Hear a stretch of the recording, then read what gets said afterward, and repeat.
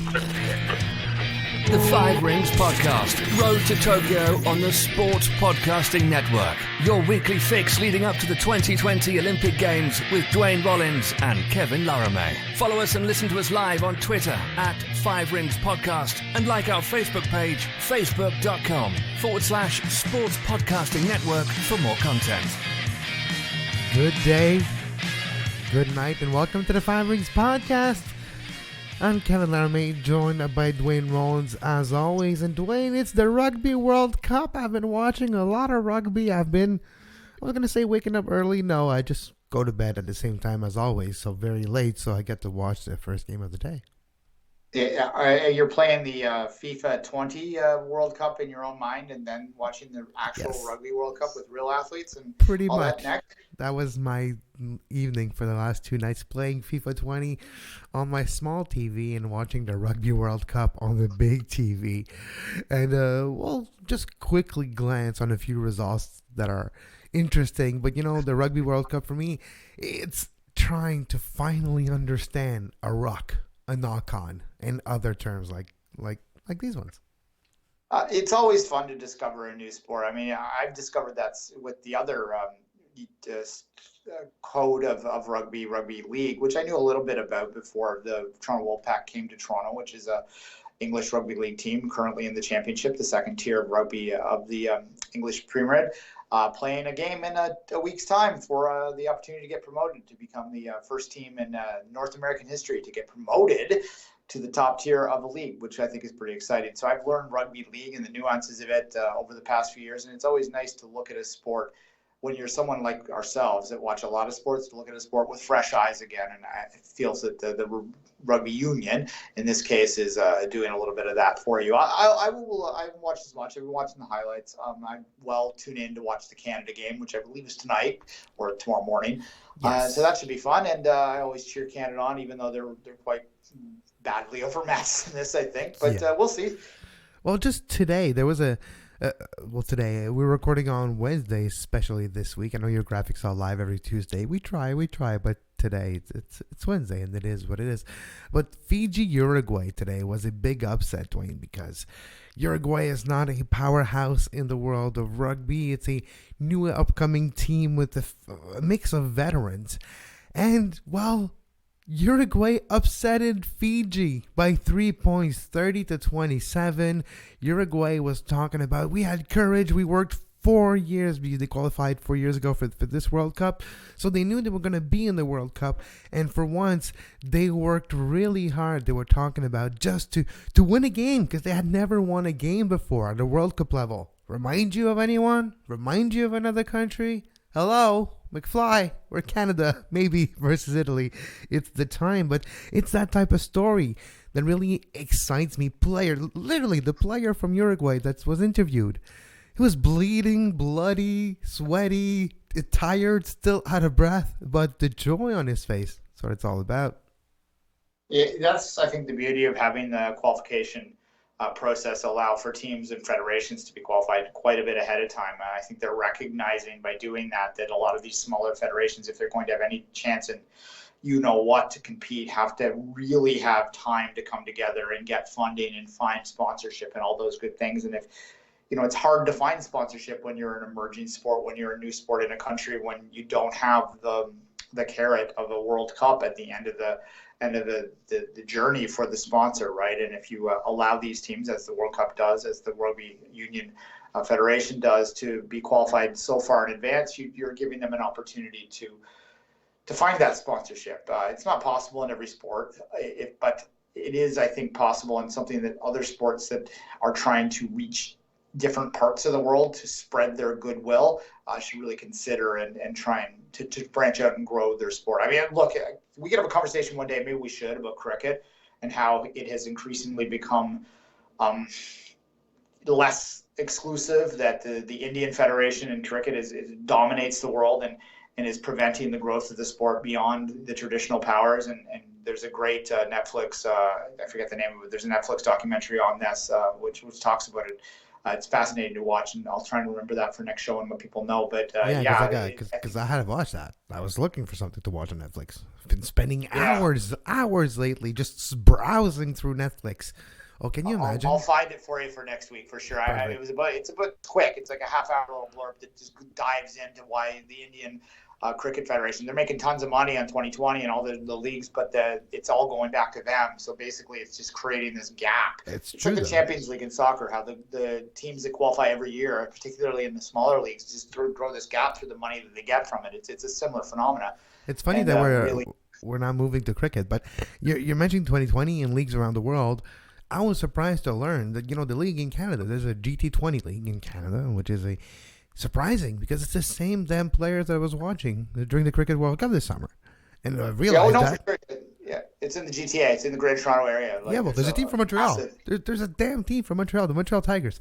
So I was watching a bit of GT20 and then I realized, geez, I know the players. They're the players from the Cricket World Cup. They're the players from the best teams in the world in the IPL. Oh, then I realized, so it's the IPL making the money and literally just touring around, having short season around the world with the same players to discover the sport, to make money, but still going back to India. That actually makes a lot of sense once you talk about it.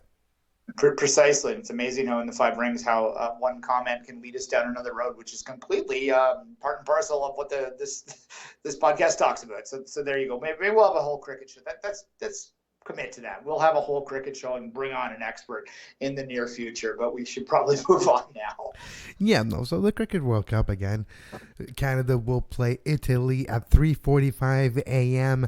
between Wednesday and Thursday, so tonight or tomorrow morning, depending. And there's also the England-USA game right after, so it's a good double header for Canadian and North American television. And Samoa had a big result yesterday against Russia, 34-9. England-Tonga, England, great result. Wales-Georgia, Wales, it's looking like a world beater. So this is so far what I've discovered, Duane, in the Rugby World Cup, watching a few games. Ireland-Scotland was fun to watch for the history and the history of the two countries and the geographical history, political history. But on the pitch, Ireland dominated Scotland. It wasn't even funny. And Ireland's not even a top, it's a great team, but I wouldn't consider them the top favorite. There's a couple of teams that are top favorites, but Wales is looking like one of them. So that's one thing I learned so far watching the Rugby World Cup. Fair enough. Well, the home nations do tend to do very well, but Scotland is the exception in that, as you say. Different things thrill different people. So that's what makes the sports world beautiful, what makes multi-sport exciting, and that's what the Five Rings is all about. It's what it's all about. And another thing that the Five Rings is all about, Duane, is talk about the real issues in the world of sports. The IOC has, here, let me just get the article in front of me. There was a new IOC guideline regarding transgender athlete that was supposed to be proposed, and it's been delayed. So here's the press release, and this is an article written on The Guardian by Sean Ingle. Plans by the International Olympic Committee to introduce stricter guidelines for transgender athletes before the Tokyo 2020 Games have run into the sand because its panel of scientists is struggling to reach agreement on such a thorny issue. The scientists had been expected to recommend having the permitted testosterone levels for trans women competing in elite sport. However, several sources have confirmed to The Guardian that the IOC's draft guidelines have been parked for now because the whole subject is so politically charged and sensitive. Under the current IOC guidelines issued in November 2015, athletes who transition from male to female can compete in the women's category without requiring surgery to remove their testes, provided their total testosterone level in serum is kept below 10 nanomoles per liter for at least 12 months. So, that being said, for 2020, for Tokyo, there will not be a change from the last Olympics. This is a very complicated issue, and I think that that's the place to start with this conversation. That anyone on either side of this issue that wants to say that this is black and white is not speaking from a place of truth. It is incredibly complicated. It is incredibly complicated to be fair on a sporting perspective and respectful on a human perspective. That is an incredibly complex thing to do. And there are people out there that will just say, well, it isn't complicated. You should just let anyone who identifies as a female compete as a female. But then those people tend not to be sporting people. They tend not to be people that have been involved with elite sport, that love elite sport, because they're not fully understanding that really tips the balance incredibly in the favor of someone who was born male to compete against female. It's obviously not as much of an issue the other way around. And for anyone who argues that that's not the truth, I mean, I point to 150 years of track and field records as your evidence. We have clear world records on any sport that's measurable that shows that those born male are faster and stronger and, compete at a level which would allow them to, like the 100th place finisher, people that don't even qualify for the Olympics on the male side would win the 100-meter gold medal in the female side, right? The world record on the female side is 10.49 and 10.49 or 10.48. It's 10 mid-10s anyway, and that would not even qualify you for the male Olympics, right? That's just truth. That's just absolutely provable. So if you want to have equal access to half the world's population to the highest level of sport, which we consider to be the Olympic gold medal, then you have to find some classification which allows there to be a fair competition. But we live in 2019 where we understand that there is a difference between sex and gender, and that there are people that identify with the opposite gender that they have been born with, that also we want to be inclusive with them in sport. But I don't know the answer. I don't know if testosterone levels are the answer, T levels are the answer. I've talked to people off record before. I aim to get someone on this show to talk about this very complex issue in the future. I'm open-minded about what the answer is. I do not want to exclude transgendered athletes, but I also recognize that there is an inherent advantage, and we've seen it with athletes that have transitioned, that have dominated sports, and I just don't know if it's fair. I don't, and that's a problem to me. No, it is. The levels itself and the threshold, the limit, now it's 10 nanomoles. Nanomoles, it's a very, very small amount. Right? You understand? It's a microscopical unit to measure parts per million when it comes to bloodstream and liquids. So when we talk about 10 nanomoles per liter of blood, it's an extremely small amount, but it's still more than women produces naturally in most cases, which is from 0.015 to 5 nanomole usually at the extreme cases. So having a threshold at 10 already now, still unfair depending on the sport. And that's where the IOC is asking the individual federations of sports to decide themselves, their threshold, their guideline, what is fair for their sport, and what differentiate fair from not fair. In different sport could be different regarding of the nature of the sport too. And I think that's a way to look at it, that it's fair for everyone. And I'm going to use an extreme case to highlight one part of a nuance there, and that's combat sports. Of course, the Olympics, you have boxing, you have taekwondo, and you're going to get karate in Tokyo, full contact karate, which you're allowed to punch in the face. You don't have nothing protecting your fingers, like just a little wrap. So when you're looking at full contact sports, combat sports, we understand that even if the testosterone level is into the threshold of under 5 nanomoles, the years of living with more than that before post-transition, if there was that, is still equivalent to a bigger muscular mass, which in a combat sport, it's not hard to grasp the advantage that it would give to one opponent versus the other. Concussion would be the result for the other, probably. But a physical advantage would be there, even if the threshold was respected for 12 months before. So I think the case-by-case situation or solution, I should say, that IOC is asking the federations to do is a good start. I actually agree in this case. The IOC is guilty often of passing the buck a lot. and often they're doing it because they're weak-willed. But I think in this particular case, they are correct to do so for the very reasons that you pointed out. Each sport is different. There are some sports out there which the answer to this might be to eliminate the female category altogether and create open categories because they find shooting. Yeah. When I was talking, I was thinking shooting. Like, I think it actually is together. I don't think it's separate anymore, if I'm not mistaken. But archery, skeet shooting, and even more sports than that. You would think, example, sports that we think maybe one has an advantage over another, but maybe they don't when you regard more of the things. Maybe like track cycling to a certain point, yes, you would have more powers in the quad, but sports that are tactical in nature and not necessarily physical, maybe you should open it up and have co-ed sports or team sports. That it has to be rethought, and that's where I agree. Yeah, and the other thing we saw in the Winter Games with mixed curling, for instance, coming in, that they are looking to try and create more sports in which men and women compete together for this very reason, to avoid this complicated stuff. So there's a lot going on here. The other issue that we haven't really addressed yet, and I appreciate that this would represent right now a minuscule amount of athletes, if any at all, but I fear that if this is ever wide open, that this would become more widespread. And the reason I believe this, I'm talking about cheating is what I'm talking about. The reason I believe this is because I've seen elite sport. I mean, yeah, I know if you could push the envelope, nations watch Icarus.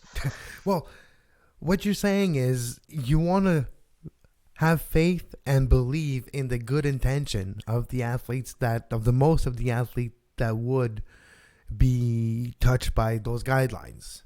But human nature being human nature, and the winning at all cost mentality has shown us in the past that there will be individuals or federations that find ways to take advantage of any possible loophole.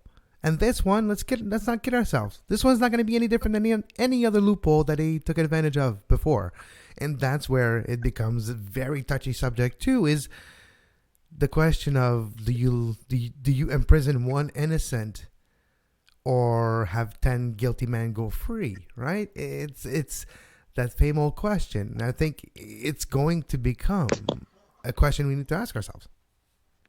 No, precisely. And as you say, I mean, if you look at the history of the Olympics, there are suspicions about certain Eastern athletes from way back when, in the early days of the Iron Curtain, perhaps cheating in this very way. I'm not going to name the sport. You can read your own history books and draw your own conclusions, but there have been suspicions of this out there before. Here, let's narrow the field. Look at throwing sports from the early 80s from East Germany. Yeah, precisely. But look, again, this is very, very complicated stuff. And the other divide here I want to make clear, I make a very clear divide in my mind when I'm talking about transgendered athletes between elite athletes and recreational athletes. When it comes to recreational athletes, I think it absolutely should just be whatever. If you identify as a female, by all means, play high school volleyball with the female team. I have no problem with this. You were talking about plastic trophies and nothing that's really glory chasing here other than your own fun and your own enjoyment and love of sport. I have no issue with that whatsoever. I mean, that to me is filed under the unisex bathroom debate in that way. It's just not even something that deserves much more than me confirming that that's my belief. But elite sport is a different thing, because elite sport is something that really is about fine lines. And look, there was a big, the Serena Williams, for instance, there was a whole conversation of, on Twitter or during the U.S. Open of whether a man thinks like just average men could get a single point off Serena Williams. Oh my God, that's stupid. Yeah, but go ahead. The answer to that is yes, because she would make a mistake eventually. But nonetheless, obviously she would beat 99% of the male population. But the difference is that the 1% of the population that she wouldn't necessarily beat are professional tennis players, and they represent probably a couple hundred, which is about where she'd be ranked if she was on the men's tour.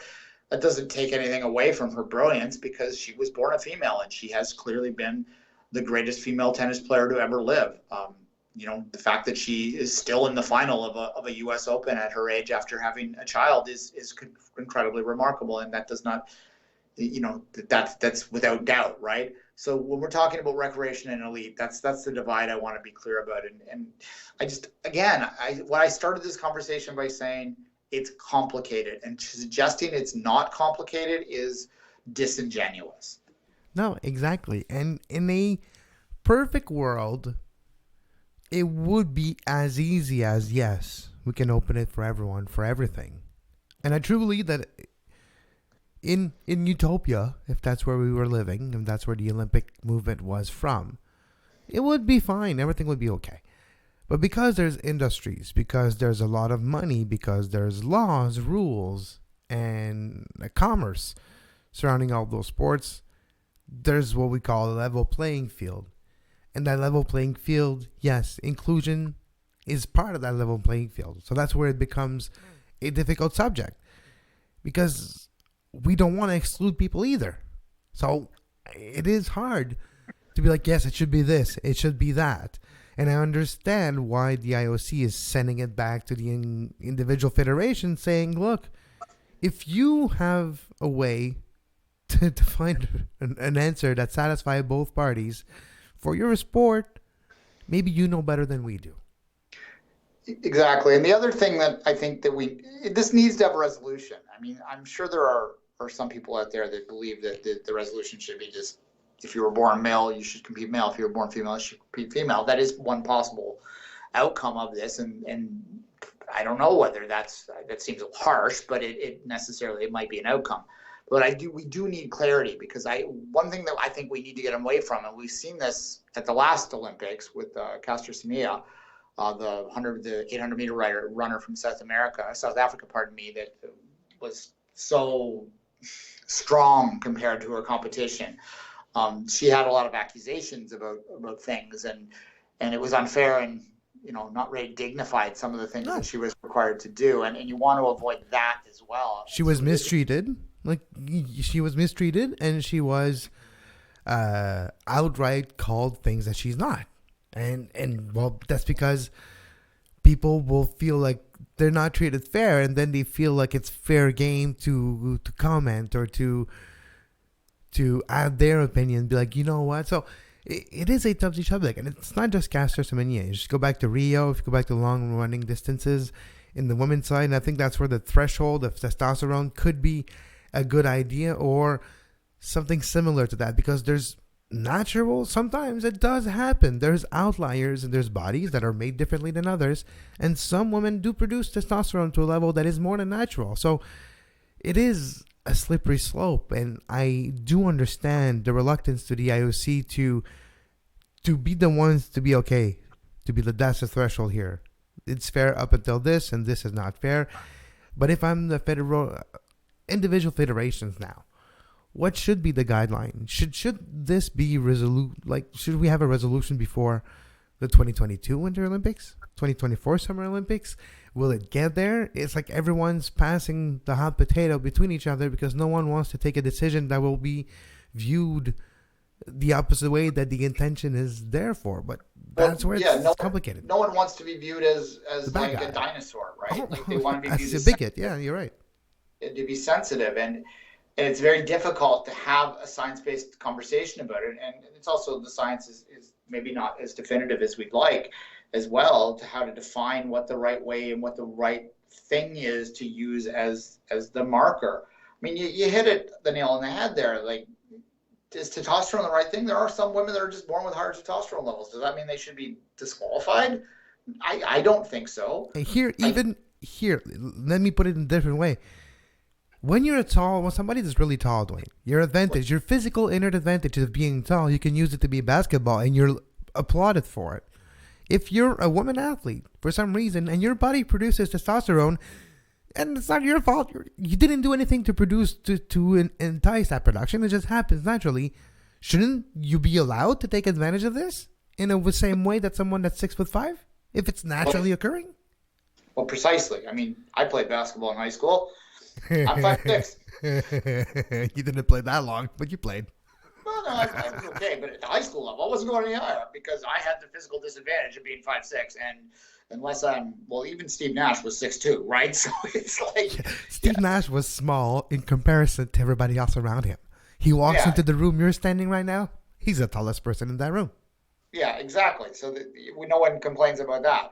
So what is the measure? I don't know. I just don't know. And I think it's okay. And I think in this world that we live in 2019, it has become like somehow wrong to ever admit that you don't know all the answers and that it is a complicated, difficult conversation to have. And I think in this particular case, it would do all of us a lot of good to admit that we simply don't know what the answer is. We want things to be fair from a sporting perspective and dignified and humane from a human perspective. And that is a difficult thing to balance. I do not envy the federations. I do not envy the IOC here to answer this question, but I do think it is an important question to have and an important conversation to have, and one that we will likely have again on this show, hopefully with an expert next time. Yeah, and I wasn't expecting us to have a solution.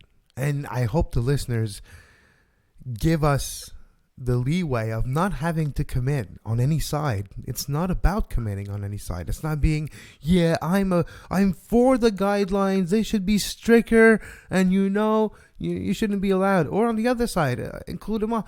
It's not about that. It's about realizing what it's the nature of the sport itself. And are we looking at the right way? Should have been a gender divide to begin with. A certain sport, and in other sports, cannot live without that. Again, my boxing analogy is a good way to think about it. And then also you have the curling analogy where it shouldn't matter if you're a woman or a man. It's curling, right? It has nothing to do with any physical advantage between the two sexes normally. Elite curlers would disagree with you that the men for the sweeping. Okay, for the sweeping, yes, but there is ways to make mixed teams, right? And if the one team has if it's open, the good sweeper, everyone can have a great sweeper, and it could be man for everyone, but some skippers will be women because they have better strategy than the other ones, and it won't matter, right? And I think after all this debate, not our debate, because we rarely debate in a way that we're adversarial, because that's not how life works. You got to talk to each other in life.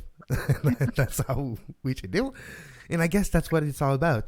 If that conversation of every federation looking at themselves in a mirror being, is the nature of our sport truly defined by the gender difference? If so, how do we navigate around, it's not a good way. How do we deal with this situation? And if it isn't, then how do we make it inclusive for everyone? I think that conversation, that inner conversation and conversations on board of directors of federations, hopefully will happen. Yeah, and look, as my final thought for now, I think that you sort of touched on it a little bit there, that I do anticipate that the future won't necessarily be that we're eliminating men's and women's sports, but I do think that the Olympic movement will need to embrace more mixed sports. I could even see a value and see 20, 25 years down the line where we're seeing mixed team sports in some cases, which might even be interesting to add a third level of competition at an elite level. I mean, think about the world of football. I'm a football guy all the time. I know this is a mental exercise I've done. Like, who would win a World Cup of the mixed soccer World Cup? You have to have, 5, what would it be? You'd have 5 and 5, and then the keeper would rotate at half. That would be how you'd do that. So, so that would be an interesting. That's the most neutral thing I've heard all day. Yeah, that would be. I think that'd be fascinating. I would love to watch that competition. Well, yeah. I think the U.S. would win because the U.S. would have the best women, and the men could compete on an athletic level. That's my guess. But maybe the Dutch. Actually, I'm going to go with it's something to think about moving forward. Who wins the mixed World Cup? It took you a whole of 5 minutes to find how sports that you love the most could benefit from inclusion without necessarily having to separate things. So maybe there's something to that. On that note, I think we did good today. Yeah, let's hope. Let's hope. And again, before you think about it, I just want to reiterate. You said we're not trying to take sides. I don't even know if there are sides. Well, if you are on a side, you're stupid. Then shouldn't be a side on either side. Yeah, it's an ongoing conversation that I think is going to become more and more front and center as trans rights have become very very much front and center over the past 5-6 years. This is going to be the next big thing that's the world of sport across not just the Olympic movement, but across the world is going to have to deal with. So it's a conversation we're going to have again, Kevin. And who knows? Maybe if there's a success, maybe co-ed soccer becomes the new norm, and Manchester City versus Manchester United will become truly, totally different. You never know, right? And that's maybe the future of sports is there. And that's an idea, that's a possibility. And all we ask is that people have a mind open enough, an open mind enough to talk about it and to discuss it.